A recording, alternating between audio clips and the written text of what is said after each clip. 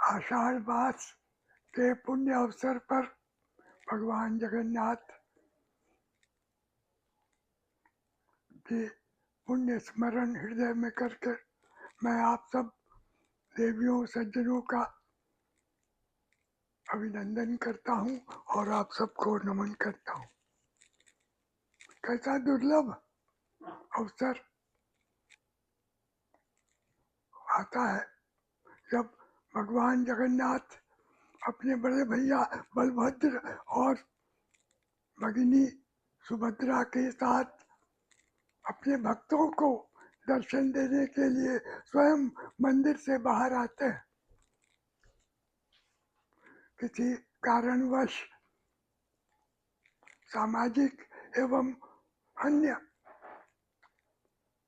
कारणों से कुछ भक्त उनके दर्शन मंदिर के अंदर नहीं कर पाते, उनका प्रवेश वर्जित है, तो वो स्वयं बाहर आकर उनके अपने भक्तों को दर्शन देते हैं और फिर 3 दिव्य रथों पर आरूढ़ होकर अपनी मौसी के यहाँ कुछ समय के लिए चले जाते हैं। फिर वहाँ से 7 दिन के बाद वापस आ जाते हैं। क्या दिव्य संयोग है। तो इस शुभ अवसर पर मैं आध्यात्मिक चिंतन की 173वीं कड़ी आप सबके समक्ष प्रस्तुत करता हूँ। अब इसमें ऐसी अद्भुत कथा है जो अविश्वसनीय है। देवऋषि नारद ने किस कारण अपने प्रभु को शाप दिया, सुनने में ही कल्पना से परे लगता है, परंतु सत्य है। तो आइए इस पर विचार करते हैं, इस पर चर्चा करते हैं। महादेवी पार्वती को जब इस घटना की कुछ जानकारी मिली तो भगवान शंकर से उन्होंने निवेदन किया, प्रभु इस प्रसंग को विस्तार से मुझे बताएं। तो वो सुने।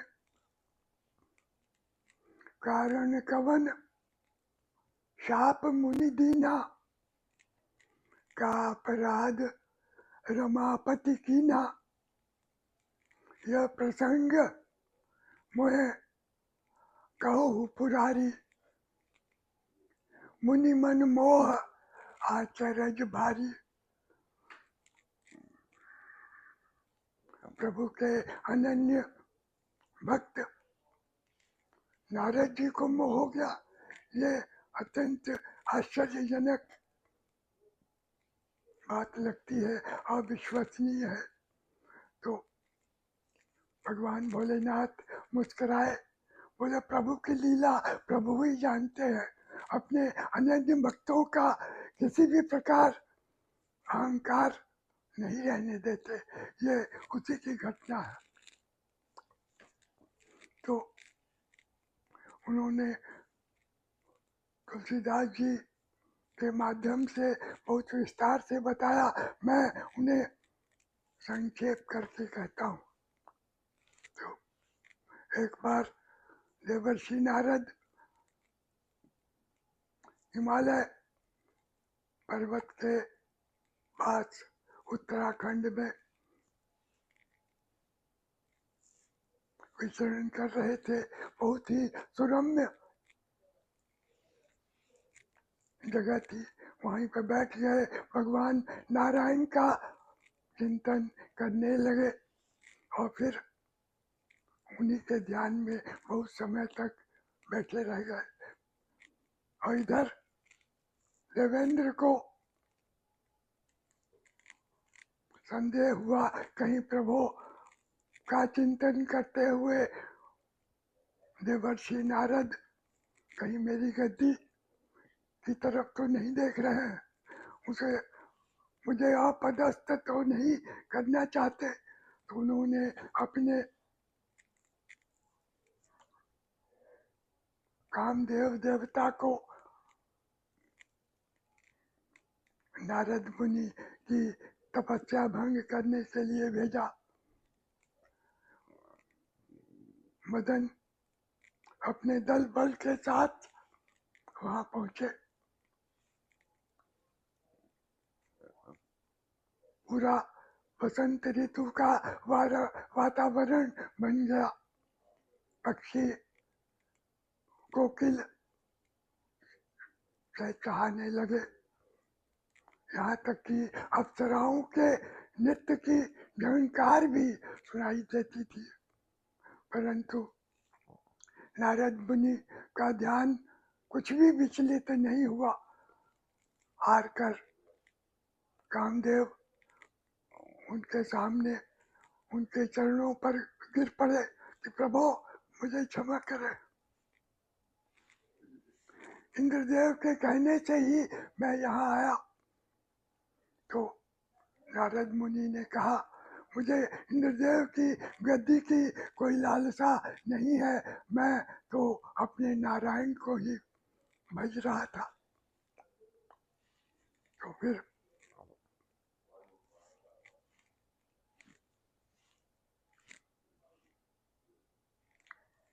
अब उनके मन में ये बात आ गई थी कि मैंने कामदेव पर विजय प्राप्त की है।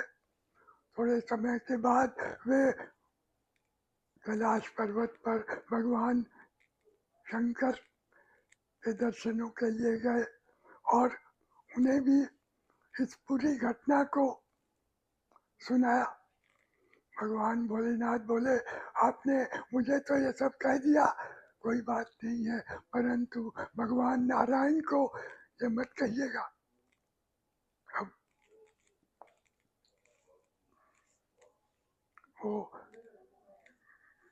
नारद मुनि समझ नहीं पाए, वीणा बजाते हुए भगवान नारायण के पास पहुंच गए और विस्तार से अपनी कामदेव विजय की बात उन्हें बता दिए। तो नारायण मुस्कुराने लगे, बोले आप तो देवर्षि हैं, आपकी बात ही क्या है। परंतु उन्होंने सोच लिया कि मेरे अनन्य भक्त के हृदय में अहंकार का जो बीज प्रस्फुटित हुआ है, उसे वृक्ष बनने के पहले मुझे समूल नष्ट करना है। और फिर उन्होंने अपनी माया का जाल बिछाया। नारद मुनि घूमते फिरते एक माया नगरी में पहुंचे, जहाँ की राजपुत्री का स्वयंवर था। तो राजा ने नारद मुनि का अभिवादन किया और अपनी बिटिया को सामने लाकर कहा, प्रभु देखिए इनके सुयोग्य वर मिलना है, आपका क्या अनुमान है। तो नारद जी बार बार राजकुमारी की सुंदरता को निहार रहे थे। उन्होंने कहा, एक बहुत सुंदर राजकुमार से इसका विवाह हो जाएगा। परंतु उनके मन में ये बात आ गई, किसी तरह मैं ही क्यों न राजकुमारी का पानी ग्रहण कर लूं। इधर वे भगवान नारायण का आह्वान करने लगे। तो भगवान प्रकट हुए। तब नारद मुनि बोले, यही विधि हो ही नाथ हित मोरा, करे हूँ सो विवेगी दास मैं तोरा। कि प्रभु मेरे मन में कुछ कामना है, मैं तो आपका सेवक हूँ, आप कृपा करके उसको पूरा करें, उसी में मेरा हित है। अब भगवान नारायण ने क्या उत्तर दिया सुने।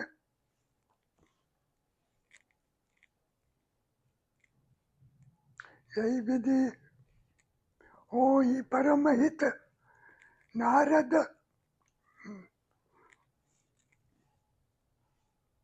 सुनो तुम्हार, सो हम करब न अन्य कछु।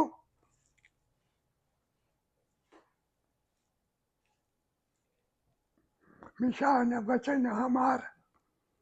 तो नारद मुनि अपने हित और प्रभु के परम हित का अंतर नहीं समझ पाए और प्रसन्न होकर चले गए। नियत समय पर राजकुमारी का स्वयंवर आरंभ हुआ और राजकुमारी अपनी सखियों के साथ वरमाला लेकर स्वयंवर सभा में आई और उसने नारद मुनि को देखा भी नहीं और दूर बैठे एक अत्यंत अप्रतिम राजकुमार से प्रसन्न होकर मुनि के गले में वरमाला डाल दी। नारद जी बहुत दुखी हुए कि प्रभु से मैंने वरदान भी लिया, फिर भी राजकुमारी ने मुझे क्यों नहीं वरण किया। तो उनके पास में ही छद्मवेश में भगवान शिव के गण बैठे थे। उन्होंने कहा, आप अपना मुखमंडल जरा दर्पण में देख ले। थोड़ी दूर पर जल में जब नारद मुनि ने अपना मुखमंडल देखा तो अत्यंत भयानक भयावह जनजाति की तरह उन्हें बहुत क्रोध आया और क्रोध की अग्नि में उन्होंने कहा कि प्रभु ने मेरे साथ छल कपट किया है, मैं या तो उन्हें शाप दे दूंगा या प्राण अपने गवा दूंगा, आत्महत्या कर लूंगा, ये ठीक नहीं है। और प्रभु की खोज में ही आगे गए। भगवान नारायण तो थोड़ी दूर पर ही थे। महादेवी लक्ष्मी और राजकुमारी के साथ जाते ही नारद मुनि ने अपने वाणी के वचनों से भगवान को बुरा भला कहा, उन्हें शाप भी दे दिया कि जिस प्रकार आपने मेरा मुंह मनाया है वही स्वरूप त्रेता युग में आपकी सहायता करेंगे। भगवान नारायण मुस्कुराने लगे और उन्होंने अपनी माया को समेट लिया। तुरंत नारद मुनि को वास्तविकता समझ में आ गई। वे रोने लगे, बोले प्रभु मुझे क्षमा करिए, मेरा जो भी शाप मैंने दिया है निष्फल हो जाए। तो प्रभु ने कहा, वही है वही जो राम रची राखा, चिंता मत करिए, देवर्षि ऐसा होना ही था। अब आप जाए और वीणा लेकर सारे भूमंडल में प्रभु की महिमा का गुणगान करते हुए भ्रमण करे, यही आपका प्रायश्चित है। ये संक्षेप में कहानी है। अब आप सबसे मेरा निवेदन है कि आप संत तुलसीदास जी के बालकांड को पढ़े। बहुत ही सुंदर रोचक ढंग से इस मार्मिक और सारगर्भित प्रसंग का वर्णन किया गया है। और आपसे निवेदन है कि मेरे इस आध्यात्मिक चिंतन को अनुमोदित करें, इस कड़ी को कमेंट बॉक्स में जाकर अनुकूल टिप्पणी भी दें। आपका कल्याण हो और आपके साथ प्रभु की अनुकंपा मेरे ऊपर भी बनी रहे। आपकी जय हो, बारंबार जय हो।